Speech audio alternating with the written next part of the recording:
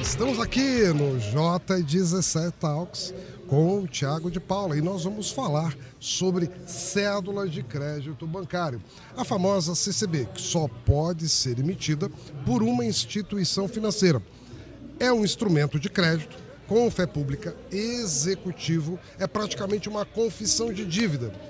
É um contrato que vai especificar as condições daquela transação financeira, pagamentos, parcelas, taxas de juros, garantias e demais condições das pessoas que estão envolvidas, certo? Perfeito, perfeito. A CCB hoje é um título extra-executivo, né, que formaliza essas relações comerciais e deixam-as muito mais seguras, né?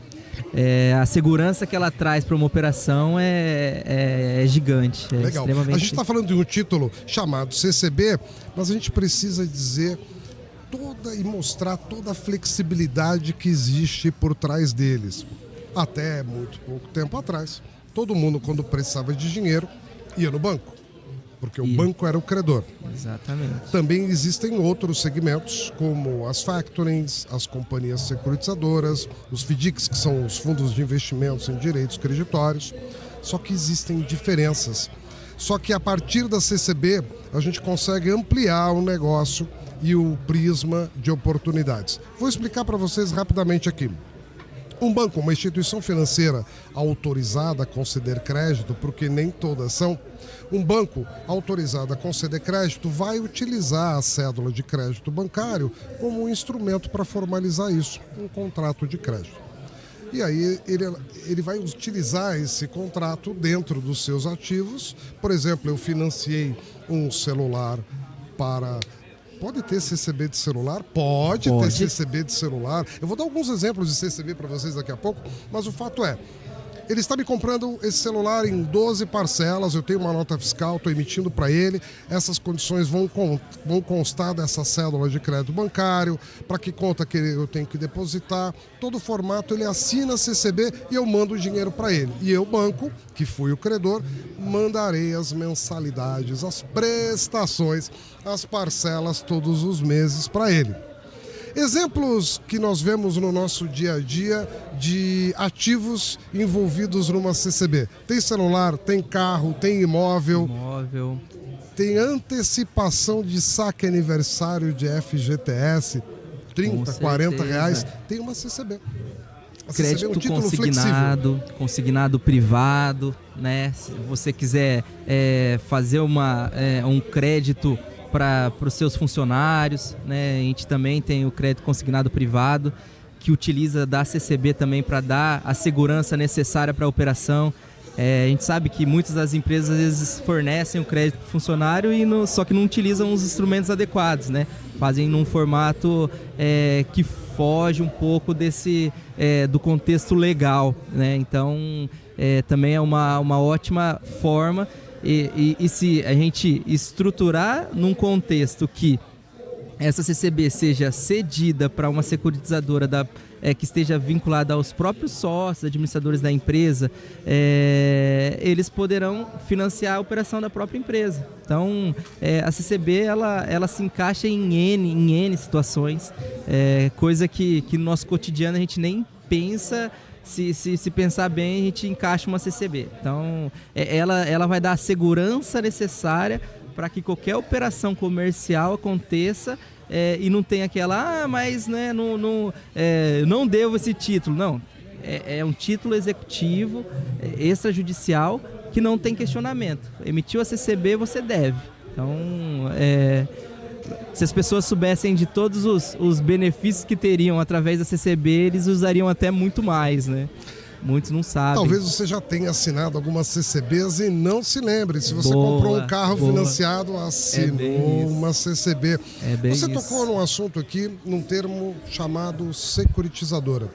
A ideia desse bate-papo é desmistificar para você o cenário no entorno da CCB, porque se fala bastante de CCB. Então você é empresário, você é executivo, você é financeiro, você precisa conhecer esse instrumento de crédito que você pode utilizar de diversas formas, tomando dinheiro ou emprestando dinheiro. A gente falou agora há pouco que até pouco tempo atrás, quem emprestava dinheiro, Thiago, eram praticamente somente os bancos, Sim. ou factorings, Sim. ou securitizadoras, ou FDICs, que a gente também chama de fomento comercial, ou fomento mercantil, ou segundo setor. Mas normalmente o segundo setor, dos FDICs, securitizadoras e factorings, eles atendiam aquelas operações que os bancos não queriam atender, ou aquelas operações que eram muito arriscadas para os bancos, e que não quer dizer que os FDICs e as securitizadoras sejam loucos, não. É que eles têm critérios de avaliação de negócio diferentes dos bancos. Eles estão mais presentes, muitas vezes eles assumem até o relacionamento com os fornecedores, com os clientes, eles compram aquele risco de forma muito bem estruturada. São negócios diferentes e nesse ecossistema fiduciário tem espaço para todo mundo. Esses, em geral, são os credores. Não vou falar de proporções aqui, mas esses mercados representam percentuais muito expressivos conjuntamente.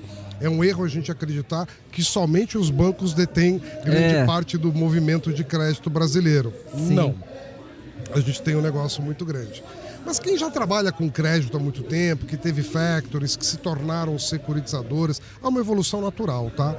Até porque em 2020 saiu a regulação que é a circular 060 da CVM, depois em 2022 a lei 14.430, que também é conhecido como marco legal da securitização, que tornou a operação mais transparente, mais segura para os investidores, e teve uma melhora significativa na tributação. Thiago, contadores sabem muito bem a diferença, então Sim. Isso asfixiou as factories, é verdade? Exatamente. Com esse novo regulatório, a gente teve a questão do enquadramento fiscal dessas empresas securitizadoras, né? Até então não era obrigatório e ficou obrigatório a questão do lucro real, né? Então uma empresa lucro real tem alguns benefícios tributários que, se a gente souber fazer gestão disso e utilizar das vantagens, pode beneficiar em muito negócio, muitos benefícios que as antigas factories e as securitizadoras até então não obtinham. Então essa questão tributária, piscofins, alíquota reduzida, enfim, tem algumas questões ali que implícitas nesse regulamento que beneficiam em muito a securitização, né? Por isso que está ficando algo cada vez menos mais desmistificado. A securitização, antes, se eu ouvia essa palavra, tipo, as pessoas, nossa, o que é isso? Hoje em dia a pessoa já ouvi falar. Então é um assunto que já está em pauta, porque realmente hoje a gente não pode simplesmente achar que está fora do nosso cotidiano. Às vezes está muito mais implícito no nosso cotidiano do que a gente imagina. E não podemos também ficar fora desses benefícios, né? Tributários, benefícios de investimento, né? Tudo isso que a gente está falando também, a todo momento a gente está vinculando alguém que precisa do recurso e alguém que tem recurso, né? E o banco faz com que os dois se encontrem e esses instrumentos façam com que isso aconteça tudo em sinergia, né? Então, eu acho que esse assunto tá cada vez mais presente. Presente, atualizado e em voga. Nesse cenário hoje, a instituição financeira acaba sendo um facilitador. Você que está aqui Sim. acompanhando a gente, nós estamos falando de CCB, Cédula de Crédito Bancário, e como ela pode ser utilizada de diferentes formas, porque ela é um instrumento muito flexível. E de repente a gente começou a falar de securitização, FDIC, isso tem tudo a ver. Lembra lá no início da nossa conversa? Quem sabe o que é uma CCB não está mais assistindo essa parte da nossa gravação. Você ainda não sabe? Então você deve ter algumas curiosidades. Imagino que você tenha funding e talvez precise antecipar recebíveis dos seus fornecedores ou financiá-los, porque eles precisam estar financiados para poder fornecer bem para você. Ou você tem frotas, caminhões e precisa financiar todo esse círculo logístico. Você tem clientes que precisam de financiamentos. Você pode até ter funcionários e colaboradores que precisam de empréstimos e antecipação de recebíveis. E normalmente quem faz essas operações financeiras de crédito são os bancos. Perfeito. Se você tem caixa dentro da sua empresa e ele está rendendo ali CDI em algum lugar muito seguro, você tem a oportunidade de fazer essas operações de crédito com risco zero, não é, Thiago? Risco zero.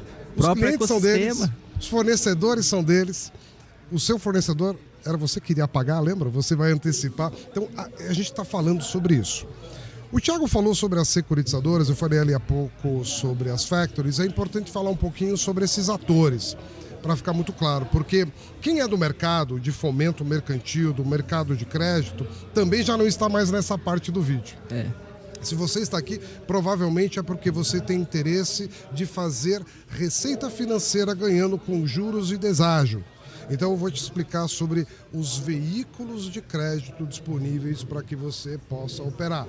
Tiago, se eu esquecer de alguém, você me avisa. No Brasil nós temos as ESCs, Empresas Simples de Crédito, as companhias securitizadoras, as factorings e os fundos de investimento em direitos creditórios. Existem outros fundos de investimentos, mas nós vamos falar desses aqui. Outros fundos como fundos de investimento imobiliários, fundos multimercado, fundos para venture capital, mas nós vamos falar dos principais veículos de crédito e antecipação de recebíveis de curto prazo, ok? Diferenças entre eles. Empresas simples de crédito. Eles têm uma questão regional, não é verdade, Thiago? Exatamente. A Simples de Crédito ela é limitada regionalmente, né? A operação dela acontece em um perímetro. Então, você tem os limitadores. Às vezes você quer, hoje, com a globalização, com o contrato digital, assinatura eletrônica, você ter uma fronteira que te limite é algo que talvez não é atrativo para o seu negócio, né? Se eu quero ser uma empresa nacional sim, e atuar no Brasil inteiro, não posso ter uma empresa simples de crédito. Não. Ela é para propósitos específicos, exatamente, né? Exatamente. Agora, nós temos também a factoring. A factoring, muito tradicional no Brasil, principalmente os grandes executivos que saíam dos bancos com muito conhecimento e carteira, saíam com o seu dinheiro, abriam as suas factories, colocavam todo o dinheiro nas suas factories e emprestavam esse dinheiro por aí para todos os seus clientes, correto? Exatamente. Isso fomentou o Brasil por muitos anos. Com certeza. Antecipação de recebíveis foi super, e ainda é muito importante para a economia, né? E como o José muito bem explicou há pouco, essas empresas elas vieram para pegar uma fatia do mercado que às vezes os grandes bancos não conseguiam atingir, que é um sentimento mais íntimo daquela empresa, daquele contexto, tá mais próximo, por não ser tão grande, às vezes você consegue ir lá apertar a mão de mais gente, tá mais próximo da empresa. Então, eu vejo que nesse contexto as factories conseguiram ser mais efetivas que os bancos grandes. As factories definitivamente participaram da construção do nosso país, sempre existiram e vão continuar existindo, porém, era um mercado não regulado. Nós tínhamos algumas discrepâncias. Enquanto as instituições financeiras são instituições altamente reguladas para proteger os investidores, os credores, evitar a lavagem de dinheiro, as factories tinham uma regulação muito mais branda. Exatamente. As securitizadoras também. Há vários anos atrás, o J17 participou de um movimento que procurou trazer as securitizadoras para o Brasil de uma forma institucionalizada, porque o modelo que existe no Brasil foi herdado do modelo americano do Credit Security, onde os créditos eles eram securitizados, ou seja, tornavam-se seguros. Ele veio para o Brasil. O João Nicastro, nosso CEO e fundador do J17 Bank, ajudou a criar a primeira associação das companhias securitizadoras, é verdade. Hoje nós não fazemos mais parte, ajudamos a fomentar. E as securitizadoras têm grandes vantagens. Então, até antes do ano de 2020 e 2022, com as regulações mais claras, não havia uma transparência sobre qualquer modelo tributário. A legislação não era muito clara, a interpretação era dúbia. A gente entendia que era lucro real, mas algumas empresas optavam pelo simples e pelo lucro presumido. Chegamos a ver Eireles e MEIs. Era uma bagunça e acabava sendo também uma máquina de lavar dinheiro. Exatamente. Com a nova regulação, que é a Circular 060 da CVM, e também com a Lei 14.430, pacificaram-se diversos elementos. Então, se você hoje é empresário, tem o seu dinheiro, quer emprestar para funcionários, fornecedores, clientes, para sua cadeia de suprimentos, e você, inclusive, com o seu dinheiro, investidor, executivo, empreendedor, você pode emprestar dinheiro para sua empresa através de uma companhia securitizadora, que é um veículo de baixo custo. É diferente de um banco, tá? Quando você está olhando para nós, você vê a pontinha do iceberg aqui no nosso stand, na nossa agência, nos nossos canais digitais. A parte de baixo do iceberg é um negócio absolutamente gigantesco, sem fim, interminável. A companhia securitizadora não tem toda essa governança, ela é uma operação muito mais simples e muito mais enxuta que você pode fazer com poucos funcionários. Lá atrás, a securitizadora e a factoring, e assim também o FDIC, eu vou explicar a diferença também do FDIC, antecipavam cheques recebíveis de cartão de crédito, duplicatas, os borderôs. Hoje nós temos outros tipos de transação. Quando a gente fala de indústria, muita duplicata. Fornecedores. Existem aí N operações que são feitas com vários fornecedores ou às vezes com vários sacados. Agora a diferença do FDIC. Eu já entendi que a empresa simples de crédito tem uma limitação geográfica. Então, se eu quero ser grande, ou se eu estou aqui em Londrina e quero operar com os meus fornecedores que estão lá em São Paulo, eu não consigo. Uma factoring já não tem mais vantagens tributárias. E a gente entendeu com o movimento dos reguladores que eles, com uma ótima regulação sobre as companhias securitizadoras e uma melhor ainda, um upgrade da regulação sobre os fundos de investimentos com a circular Resolução CVM 175, asfixiaram as factories. O modelo tributário não é bacana, o modelo de risco não é bacana, porque você tem que pegar todo o teu dinheiro que você vai operar e integralizar no capital social daquela factory. Então você fica com todo o risco sozinho da inadimplência, das dívidas, dos problemas. Então, nesse momento, se você quiser abrir um veículo de crédito enxuto, não acho que seja uma ESC e também não acredito numa factory que ela acabou em outros carnavais. Eu falei que ela é o patinho feio. A securitizadora está muito bem regulada, tem transparência. Das mais ou menos 2.500 securitizadoras que existem no Brasil hoje, houve um grande crescimento de 2022 para cá. Cerca de 100 securitizadoras estão listadas na CVM. Não é obrigatório aplicar a securitizadora na CVM, exceto se você pretende ter uma oferta pública. Você pode ter séries de debêntures, que é uma renda fixa, que você pode oferecer para o mercado através de um balcão, lá na B3, por exemplo, através das agências de investimento, dos agentes autônomos. Aí essa oferta requer governança, requer auditoria, requer transparência, como uma empresa de capital aberto. Então você tem que aplicar essa securitizadora na CVM. Agora, se você vai fazer uma oferta privada, e essa oferta privada pode ser o meu dinheiro e o dinheiro do Thiago, e nós resolvemos investir naquela securitizadora. Mas a securitizadora é minha, do Thiago? Talvez não. É uma sociedade anônima, onde nós vamos investir através de debêntures. E como eu não vou fazer uma oferta pública, não farei publicidade sobre ela, não farei propaganda, eu não preciso registrar na CVM. Então a CVM vai regular a minha securitizadora nesse caso? Não, né, Thiago? Não.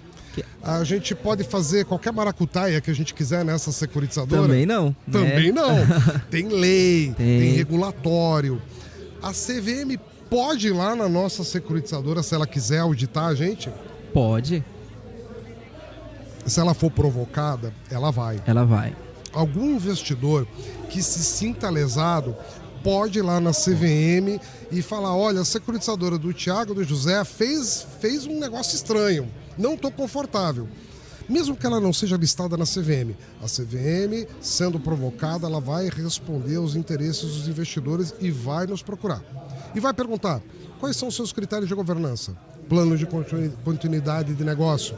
Como é que você trata da segurança? Como é que você cuida do investimento e dos seus investidores? Como é que você presta contas? Como é que você dá transparência? Você, quando traz um cliente novo e vai oferecer crédito, você preenche uma boa ficha cadastral conforme as normas da CVM, faz uma política de lavagem de dinheiro e prevenção de financiamento ao terrorismo. O que mais que a gente tem que perguntar para um cliente quando ele vem? Se ele é politicamente exposto, né? Temos um checklist ali para que esse compliance seja completo e não fuja nada, né? Então o ideal é que você tenha uma ficha na mão, já faça todo esse checklist e não fuja de nenhuma pergunta depois que possa vir recair sobre a securitizadora e você não ter resposta, né? Isso mesmo. Na hora que a gente vai fazer alguma operação de crédito com a securitizadora, nós temos que saber exatamente para quem a gente está emprestando dinheiro. Perfeito. E do outro lado é verdadeiro também. Eu tenho um investidor que quer entrar na securitizadora, oferta privada, não estou fazendo propaganda, estou no meu círculo de amigos, familiares, empresários, no meu network, e o meu colega gostaria de investir na minha companhia securitizadora, uma SA, que nós temos ela organizada conforme o regulatório da CVM, segue todas as disposições legais previstas lá na Lei 14.430. Então, parto do princípio que eu sou uma empresa séria. Eu preciso também conhecer o meu investidor. Correto? Com certeza. Fazer as fichas cadastrais. Com certeza. Política de lavagem de dinheiro. Política de lavagem de dinheiro, saber a origem, né, desse recurso que estará entrando na securitizadora, né? Enfim, todo esse contexto vai ser... pode ser perguntado, vai ser importante para que a sua securitizadora seja uma securitizadora saudável, que esteja dentro de todo o regulatório, dentro de todos os procedimentos que a Receita, que a CVM exige. Então, é importantíssimo esse checklist, né? Então você descobriu agora como é que é importante ter cuidado na governança de uma companhia securitizadora. Nós vamos voltar daqui a pouquinho. Próximo episódio você vai saber o que é um FDIC. Nós vamos voltar aí em mais algumas questões, porque a gente está falando aqui da flexibilidade de uma CCB e de uma cédula de crédito bancário.